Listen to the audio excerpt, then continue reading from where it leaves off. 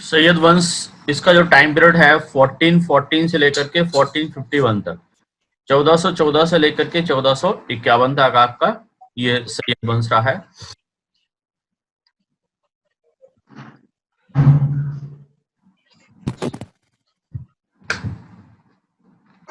इसमें हम क्या क्या पढ़ेंगे, इसका इंट्रोडक्शन पढ़ेंगे, इसके बाद आपका क्रोनोलॉजी, इसका कालक्रम, और फिर आपका खिज्र खां और मुबारक शाह, मोहम्मद शाह और आलम शाह, ये चार इस वंश के शासक हुए हैं। इन चारों के बारे में डिटेल में पढ़ेंगे। तो सबसे पहले हम इसका इंट्रोडक्शन देखते हैं, खिलजी वंश का इंट्रोडक्शन।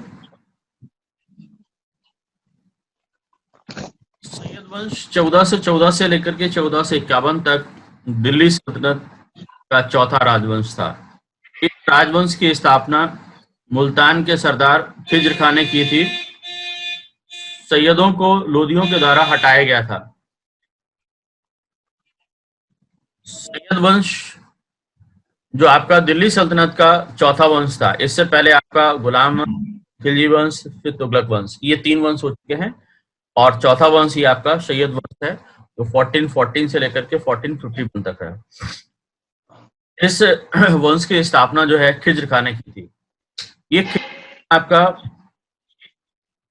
तुगलक वंश के समय आपका पंजाब का सूबेदार था खिज्र खां, और इस को बाद में यानी कि सैयद वंश को हटा करके लोदी वंश के द्वारा यानी कि इसको समाप्त कर दिया गया था। तो ये टोटल 1414 से लेकर के 14 इसका शासनकाल रहा है सैयद वंश के राजाओं का। इसका कालक्रम देखें कि कौन सा राजा कब से कब तक रहा है। तो सबसे पहले आपका खिज्र खां, ये आपका 1414 जब से यानी कि आपका सैयद वंश की स्थापना हुई तब से लेकर के और 1421 तक आपका खिज्र खां रहा है। उसके बाद है मुबारक शाह, ये आपका 1421 से लेकर के 1434 तक मुबारक शाह रहा है। और इसके बाद आपका मोहम्मद शाह, ये आपका 1434 से लेकर के 1443 तक रहा है, ये मोहम्मद शाह। इसके बाद अंतिम जो इस वंश का शासक है वो है आलम शाह, और आलम शाह आपका 1443 से लेकर के 1451 तक रहा है। ये टोटल आपका सैयद वंश का शासन है वो 1414 से लेकर के 1451 तक रहा है। अब एक एक करके हम यानी कि सभी के बारे में पढ़ते हैं। सबसे पहले आपका खिज्र खां के बारे में पढ़ते हैं। इनका टाइम पीरियड आपका 1414 से लेकर के 1421 तक रहा है। ये खिज्र खां यानी कि सैयद वंश का संस्थापक था, और ये 1414 में दिल्ली की गद्दी पर बैठा था। और खिज्र खां ने स्वयं को तैमूर लंग के पुत्र शाहरुख का प्रतिनिधि किया था। जिस समय आपका तैमूर लंग भारत पर आक्रमण करने के लिए आया था, जब भारत से लौट करके गया था तैमूर लंग, तो ये खिज्र खां को अपना प्रतिनिधि भारत में बना करके चला गया था। और बाद में ये इसने अपने आप को यानी कि खिज्र खां ने उसका जो तैमूर लंग का बेटा था शाहरुख, उसका रिप्रेजेंटेटिव अपने आप को डिक्लेयर किया था। जब तैमूर ने भारत पर आक्रमण किया था तब खिज्र खां ने उसको मदद की थी। इसी वजह से तैमूर लंग ने खिज्र खां को यानी कि अपना यानी कि सहयोगी मानते हुए उसको प्रतिनिधि बना दिया था। खिज्र खां यानी कि फिरोज शाह तुगलक के समय यानी कि मुल्तान का राज्यपाल था, मुल्तान यानी कि राज्यपाल था।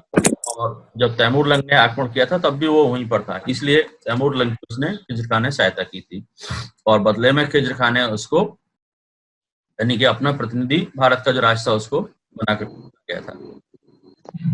ये आपका खिज्र खां जो था, इसने सुल्तान की उपाधि धारण नहीं की थी, बल्कि रैयत आला की उपाधि धारण की थी, क्योंकि वो इतना शक्तिशाली नहीं था कि अपने समकालीन अन्य सरदारों या जो अमीर लोग थे उनसे यानी कि अपने अधिकारों को मनवा सके। इसलिए उसने सुल्तान की उपाधि धारण न करके यानी कि रैयत ए आला की उपाधि धारण की थी। इस रैयत ए आला की उपाधि में क्या होता था कि जितने भी अमीर लोग होते थे, सरदार होते थे, वो सभी लोग यानी कि अपने आप को बराबर का मानते थे, और उन सरदारों में प्रमुख यानी कि जो व्यक्ति होता था उसको रैयत के आला कहा जाता था, यानी कि वो सुल्तान के बराबर होता था, लेकिन वो सुल्तान की उपाधि धारण नहीं करता था। वह तैमूर के नाम पर शासन करता था, और वह सभी मामलों में एक स्वतंत्र स्थिति में नहीं था। मतलब वो अपने आप को यहाँ पर हिंदुस्तान में जो खिज्र खां था, वो तैमूरलंग के नाम पर शासन करता था। तैमूरलंग की मृत्यु हो गई थी, तो फिर उसका बेटा जो था ना, शाहरुख, उसका प्रतिनिधि मान करके यहाँ पर शासन करता था, और वो सभी मामलों में स्वतंत्र स्थिति में नहीं था। स्वतंत्र स्थिति में होता तो वो फिर सुल्तान की पद ग्रहण करता है, क्योंकि स्वतंत्र स्थिति में नहीं था, इसलिए उसने रैयत के आला की उपाधि से ही अपने आप को संतुष्ट रखा था। खिज्र खां के बाद उसका उत्तराधिकारी मुबारक शाह हुआ।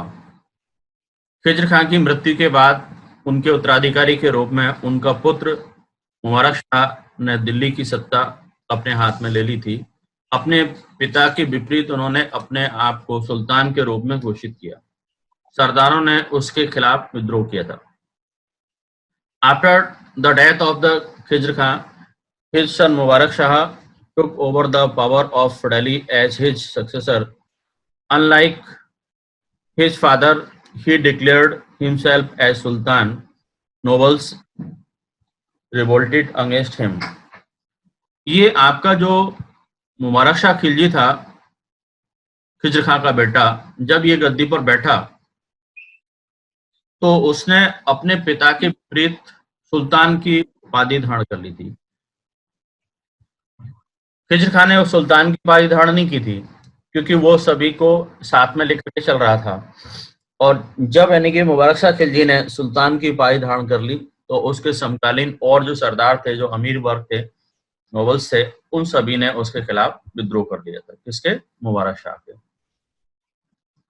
मुबारक शाह के समय में एक बहुत महत्वपूर्ण बात है कि तारीखे मुबारक शाही एक बुक लिखी गई थी, और ये उस समय आपका एक बहुत बड़ा विद्वान था, याहिया अहमद बिन सरहिंदी। इन्होंने तारीख मुबारक शाही के नाम से फारसी भाषा में ये बुक लिखी थी। इस बुक में आपके मुबारक शाह के टाइम पीरियड की सारी घटनाओं का जिक्र किया गया है, और ये मुबारक शाह के शासनकाल की जानकारी का सबसे इम्पोर्टेंट सोर्स माना जाता है। याहिया बिन अहमद सरहिंदी, इनके नाम के आगे सरहिंदी लिखा हुआ है। ये सरहिंद एक्चुअल में एक जगह है जो आज यानी कि उसमें के पंजाब प्रांत में थी, आज पाकिस्तान में है। तो ये सरहिंद से ही सरहिंदी है ना, जैसे आपका बदायूं का रहने वाला था बदायूनी, इसी टाइप से आपका सरहिंद का रहने वाला सरहिंदी। तो इसी ने आपका तारीख मुबारक शाही के नाम से फारसी भाषा में लिखी थी। यमुना के किनारे मुबारकाबाद शहर की स्थापना की। ये आपका मुबारक शाह ने आपका यमुना के किनारे मुबारकाबाद शहर की स्थापना की, जो कि यमुना दिल्ली में भी है, वहीं पर यानी कि ये मुबारकाबाद शहर उसने बसाया था। मुबारक शाह के बाद मोहम्मद शाह और बाद में आपका अलाउद्दीन आलम शाह गद्दी पर बैठे। इसमें टोटल आपका सैयद वंश में 4 राजा हुए। पहला आपका खिज्र खां हुआ है, उसके बाद आपका मुबारक शाह हुआ है, और मुबारक शाह के बाद 2 लोग और बने हैं, एक मोहम्मद शाह और लास्ट में आपका अलाउद्दीन आलम शाह, ये दिल्ली की गद्दी पर बैठे। इसके बाद आपका देखते हैं हम, ये आप देख पा रहे हैं मोहम्मद शाह का मकबरा है, जो आपका दिल्ली में है, लोधी गार्डन में, दिल्ली में। मोहम्मद शाह ये मुबारक शाह के बाद गद्दी पर बैठा है मोहम्मद शाह, और मोहम्मद शाह ये आपका मुबारक शाह का भतीजा था। ये 1434 से लेकर के 1445 तक गद्दी पर बैठा, और मोहम्मद शाह ये आपका मुबारक शाह के बाद गद्दी पर बैठा था, और ये मोहम्मद जो शाह था मुबारक शाह का भतीजा था, और इसने 1434 से लेकर के 1445 तक यानी कि भारत पर शासन किया था।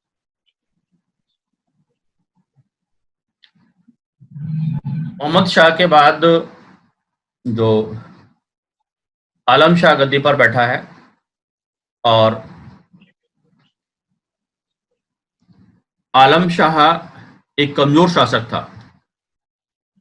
1455 में इन्होंने बहलोल लोदी से दिल्ली को आत्मसमर्पण कर दिया था और बदायूं गए, जहां उन्होंने अपना पूरा जीवन व्यतीत किया। After Mubarak Shah, Alam Shah extended the throne. Alam Shah was a weak ruler. In 1455, he surrendered Delhi to Velo Lodi and went to Badaयूं, where he spent rest of his life. यानी कि इसके समय की खास बात यही है कि ये बहुत कमजोर शासक था। इसी वजह से जब बेलो लोदी ने, जो इसके समय आपका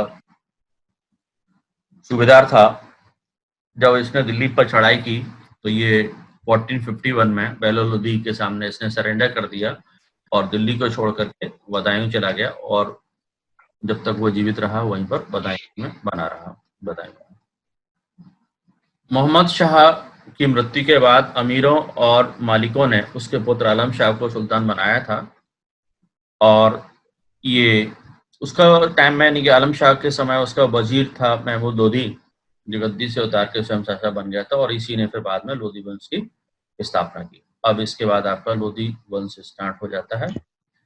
लोदी वंश ये दिल्ली सल्तनत का लास्ट आपका वंश था, और इसके बाद आपकी मुगल साम्राज्य की स्थापना हो जाती है।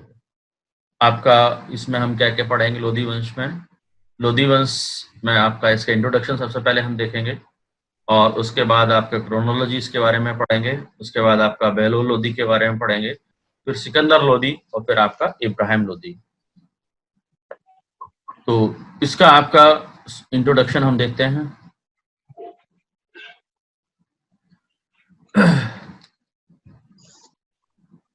लोदी ये दिल्ली सल्तनत का अंतिम वंश था, और इसके समय में आपका यानी कि प्रमुख रूप से 3 इस वंश के शासक हुए हैं। एक आपका बहलोल लोदी, फिर उसके बाद आपका सिकंदर लोदी, और आपका लास्ट में इब्राहिम लोदी। ये लोदी राजवंश एक आपका अफगान वंश था, और इसका जो दिल्ली सल्तनत में टाइम पीरियड रहा है वो 1451 से लेकर के 1526 तक इसने शासन किया था, और ये दिल्ली सल्तनत का लास्ट डायनेस्टी था, और इस आपकी लोदी डायनेस्टी का जो फाउंडर था वो आपका बहलोल लोदी था। अब इसके हम क्रोनोलॉजी के बारे में स्टडी करेंगे, इसका कारण कौन कौन से शासक कब तक रहे हैं। तो सबसे पहले आपका बहलोल लोदी है, इसका टाइम पीरियड 1451 से लेकर के और 1498 तक इसका टाइम पीरियड रहा।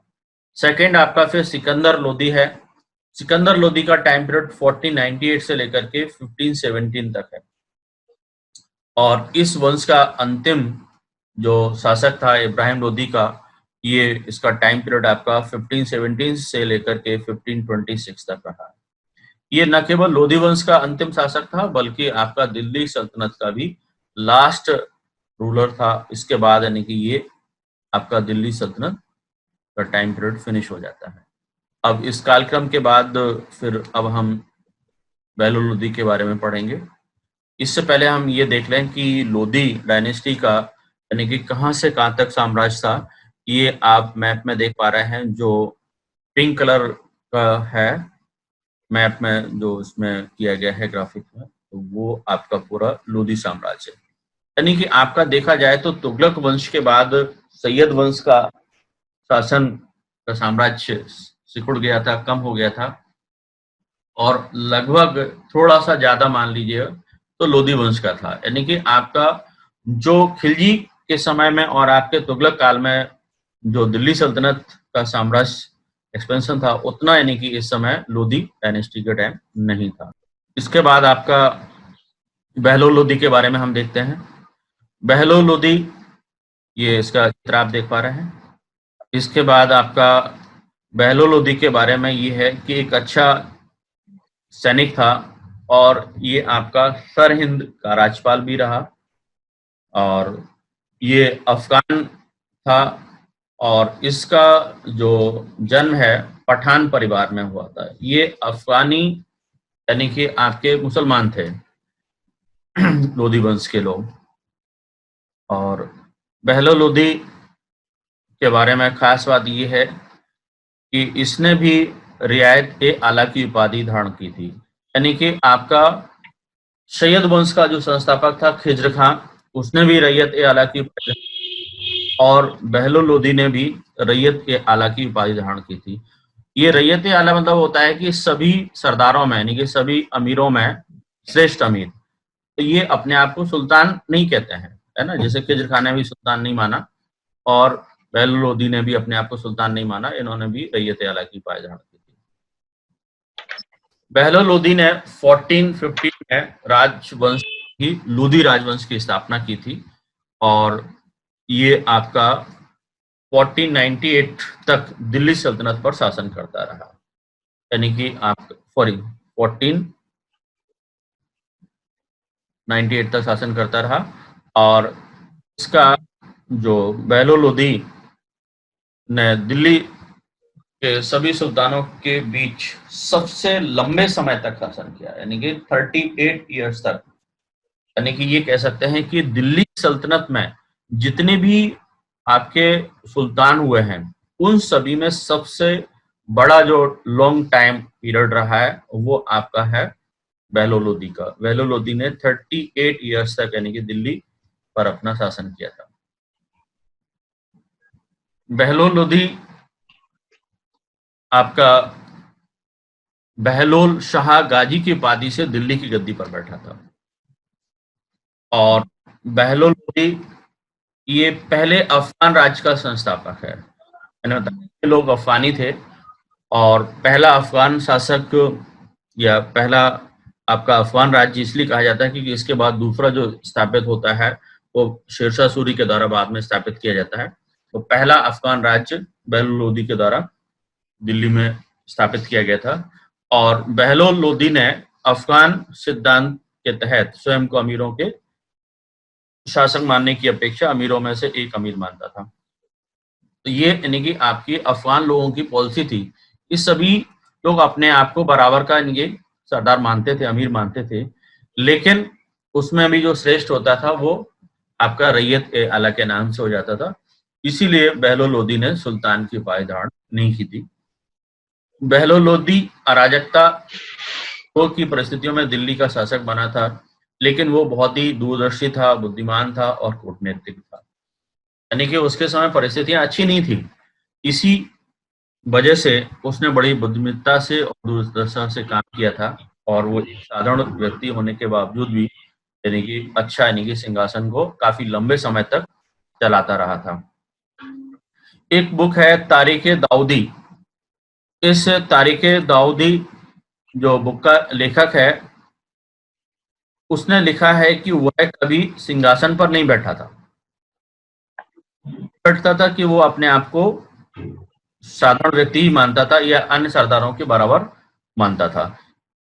और जब अपने सरदारों के साथ मिलता था तो पूरी तरीके से वो बराबरी का ही दर्जा उनको देता था। इसीलिए उसके समय में विद्रोह ना के बराबर हुए और बहलो लोधी अपने साम्राज्य को काफी लंबे समय तक चला सकता था। बहलो लोधी अपने सरदारों का बड़ा सम्मान करता था। बहलो लोधी अपने सरदारों को मसनद ए अली कहकर पुकारता था।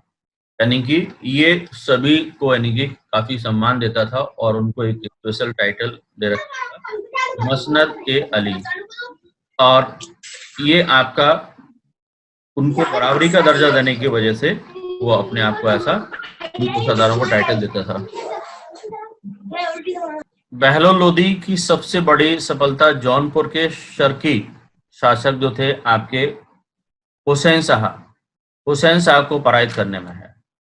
ये सबसे इम्पोर्टेंट उसकी सफलता है क्योंकि उस समय आपका जौनपुर का जो राज था दिल्ली सल्तनत के राज्यों में से काफी महत्वपूर्ण था, शक्तिशाली था। तो वहां का राजा था आपका हुसैन शाह शर्की। तो उसको पराजित करके और उसने जौनपुर राज्य को दिल्ली सल्तनत में शामिल कर लिया था। ये आपका मोहम्मद बिन तुगलक के समय जो तैमूर लंग के आक्रमण मतलब तुगलक काल में आपका जो तैमूर लंग का आक्रमण हुआ था, उसके बाद बहुत सारे राज्य स्वतंत्र हो गए थे दिल्ली सल्तनत से। तो उनमें से एक आपका ये राज्य भी था, जो दिल्ली सल्तनत से आपका अलग हो गया था। इसको दोबारा से जौनपुर राज्य को बहलोल लोदी ने आपका दिल्ली राज्य में शामिल कर लिया था। ये आपका बहलोल लोदी का अंतिम जो सैनिक अभियान, यानी कि आपका मिलिट्री ट्रायल जो हुआ था, वो आपका ग्वालियर के शासक मानसिंह के खिलाफ हुआ था। और ग्वालियर अभियान से वापस जाते समय बहलोल लोदी बीमार हो गया था, और ये जलाली दिल्ली में है कि जलाली गांव है, वहां पर इसकी यानी कि मृत्यु हो गई थी 1489 में। 1489 में इसकी मृत्यु हो गई, और इसके बाद उसका जो बेटा है वो गद्दी पर बैठा था, वो आपका सिकंदर लोदी। सिकंदर लोदी ये दिल्ली सल्तनत का भी एक बहुत कट्टर सुन्नी मुसलमान है। ये बहलोल लोदी के बारे में ही है कि लास्ट इसकी जो डेथ है 1849 में हो गई थी, और इसके बाद उसकी बेटा सिकंदर लोदी दिल्ली सल्तनत का शासक बना। अब आपका है सिकंदर लोदी। ये इससे पहले हम ये और देख रहे हैं, बहलोल लोदी का आपका बड़ा है जो उसके बेटे सिकंदर बाद में बनवाया था। ये आप देख सकते हैं, इसका इनर पार्ट दिखाया गया है, वो आउटर में था। ये बहलोल लोदी का मकबरा है।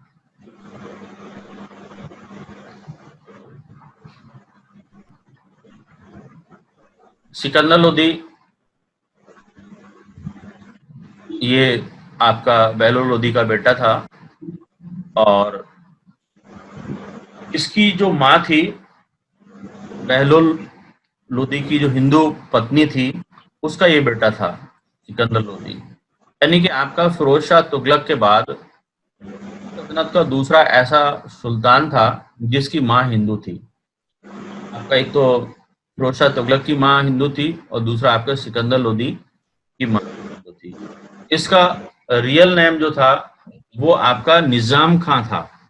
निजाम खां था, लेकिन बाद में ये गद्दी पर बैठा है तो वो सिकंदर लोदी के नाम से गद्दी पर बैठा है।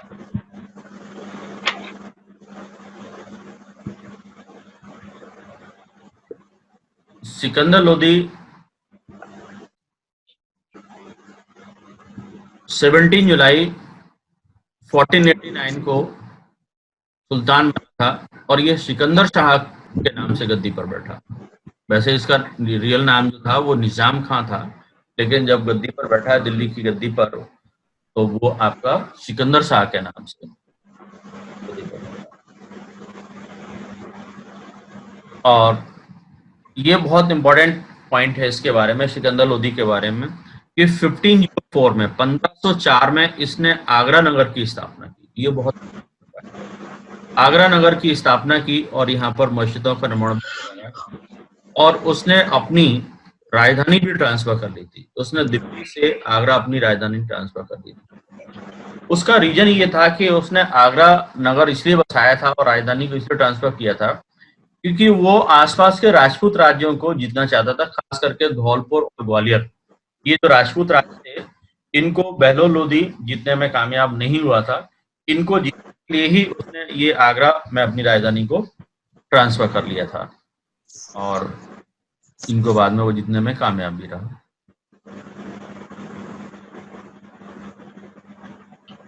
ये एक प्रतिष्ठित कवि भी था, और ये गुलरुख के नाम से कविताएं लिखता था, और उसने अपने राज्य में कई विद्वानों को संरक्षण भी दिया था, और उसने में औषधि काम फारसी अनुवाद का आदेश भी दिया था। ये इसके समय की सबसे बड़ी बात है कि इसने बिहार जीत लिया था, जो अभी तक छूटा हुआ था। बिहार को इसने जीत करके दिल्ली सल्तनत में शामिल कर दिया था। सिकंदर लोदी धार्मिक दृष्टि से बहुत ही असहिष्णु था, इंटॉलरेंट पर्सन था। उसने मुसलमानों द्वारा जजिया कर उसने मुसलमानों द्वारा जो ताजिया निकालने और मुसलमान स्त्रियों को पीर सूफियों की मजार पर जाने पर रोक लगा दी थी। ये दिखाना चाहता था कि वो धार्मिक दृष्टि से पूरी तरह से सुन्नी मुसलमान है। इसी वजह से उसने मुसलमानों के द्वारा ताजिया निकालने की प्रथा को बंद कर दिया। मुसलमान स्त्रियों को पीरों की और सूफियों की मजार पर जाने से भी ये कहीं ना कहीं उसकी सुन्नी प्रथाएं थी, और ये वो इस प्रकार यानी कि उसने दिखाया। इसके अलावा उसने हिंदुओं के मंदिरों पर भी अटैक किया था। उसने का जो हिमाचल प्रदेश में कांगड़ा डिस्ट्रिक्ट में नगरकोट में ज्वाला देवी का मंदिर है, वहां पर भी उसने ज्वाला देवी के मंदिर पर अटैक करने के बाद वहां की जो मूर्तियों को उसने तोड़ दिया था, और वो जो के टुकड़े थे वो कसाईयों को यानी कि जो मांस बेचने के लिए तोलने के लिए बंटवा दिया था। और ये हिंदुओं की मूर्तियों का मंदिरों का अपमान करने की वजह से उसने ऐसा किया, जिससे कि ये साबित होता है कि वो बहुत ही एक धार्मिक तौर पर असहिष्णु व्यक्ति है। वो यानी कि मुसलमानों को ही अपनी मानता है। इस वजह से उसने ऐसे सारे काम किए।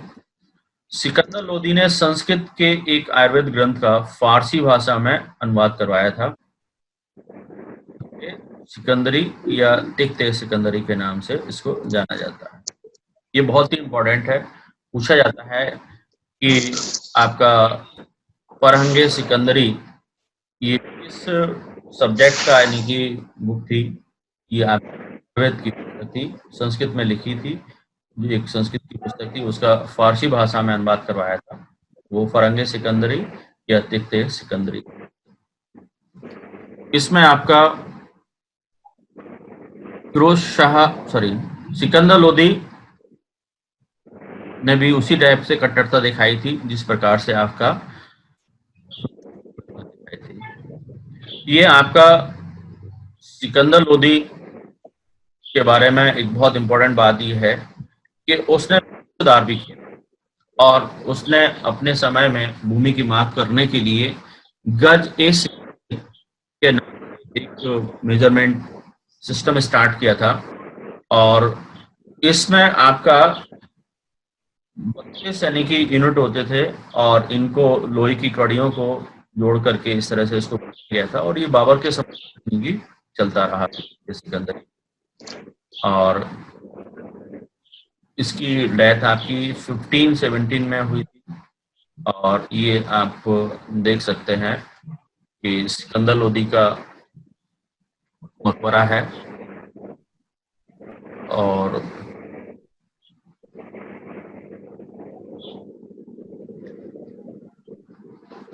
इसका सिकंदर लोदी का एक वजीर था, मियां भुआ।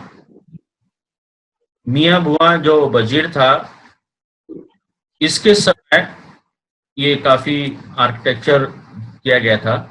ये आपका झांसी और चित्तौड़ के पास में मोट एक जगह है यूपी में, वहां पर मस्जिद का निर्माण करवाया था। किसने?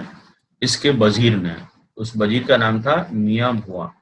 सिकंदर लोदी के समय की एक बहुत महत्वपूर्ण ये बिल्डिंग मानी जाती है, मोट की मस्जिद, जो आपकी यूपी में झांसी डिस्ट्रिक्ट में आती है। सिकंदर लोदी का मकबरा दोहरे गुम्बद का पहला उदाहरण है। ये पहला यानी कि आपको मकबरा है जिसमें यानी कि 2 गुम्बद बने हुए हैं। और इसको सिकंदर लोदी के बेटे इब्राहिम लोदी ने उसकी मृत्यु के बाद बनवाया था।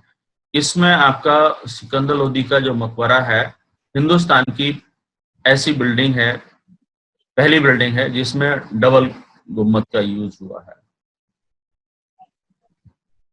ये आपका यानी कि इसका जो मकबरा है। चलिए नेक्स्ट आपका इब्राहिम लोदी। इब्राहिम लोदी ये सिकंदर लोदी का बेटा था, और ये जिस समय गद्दी पर बैठा था बहुत ही यंग था, और इसमें काफी जोश था। ये सिकंदर लोदी का सबसे छोटा बेटा था, और इसके समय में काफी महत्वपूर्ण शासकों के साथ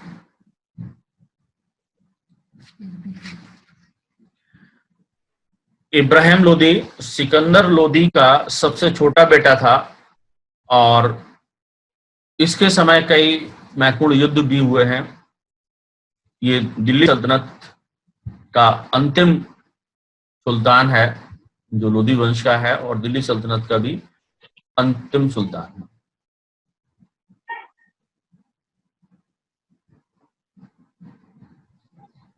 इब्राहिम लोदी का जो सबसे महत्वपूर्ण युद्ध हुए हैं या मुकाबले हुए हैं वो आपके एक तो मेवाड़ के शासक राम सिंह के साथ में और दूसरा आपका मुगल आपका बाबर के साथ में हुआ था। राणा सांगा के साथ में घटोली का युद्ध हुआ था 17 में और इस घटोली के युद्ध में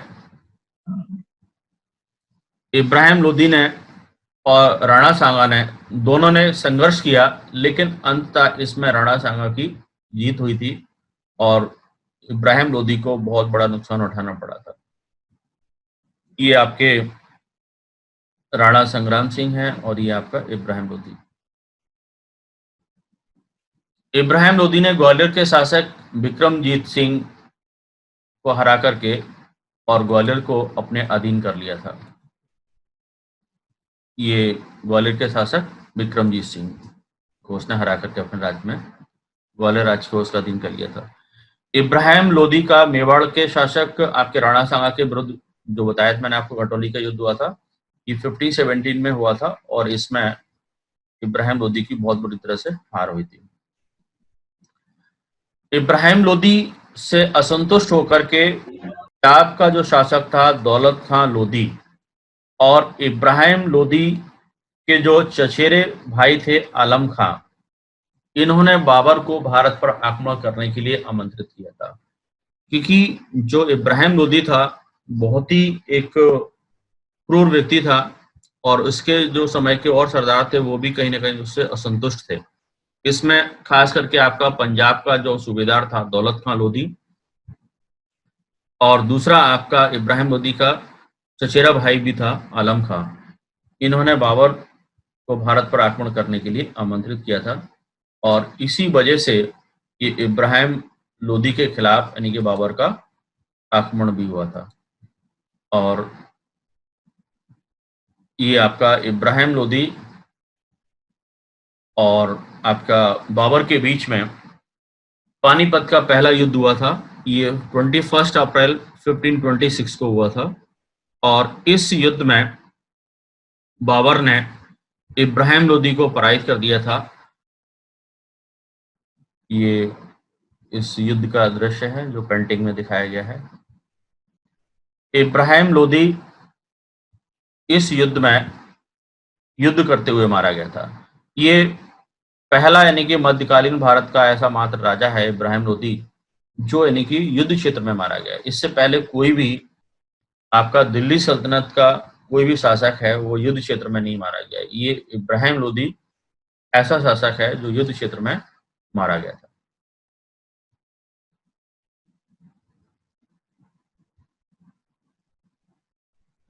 ये आपका इब्राहिम लोदी का मकबरा है जो आपके पानीपत हरियाणा में है। ये आपकी आज सैयद वंश की और लोदी वंश की क्लास पूरी फिनिश हो गई है।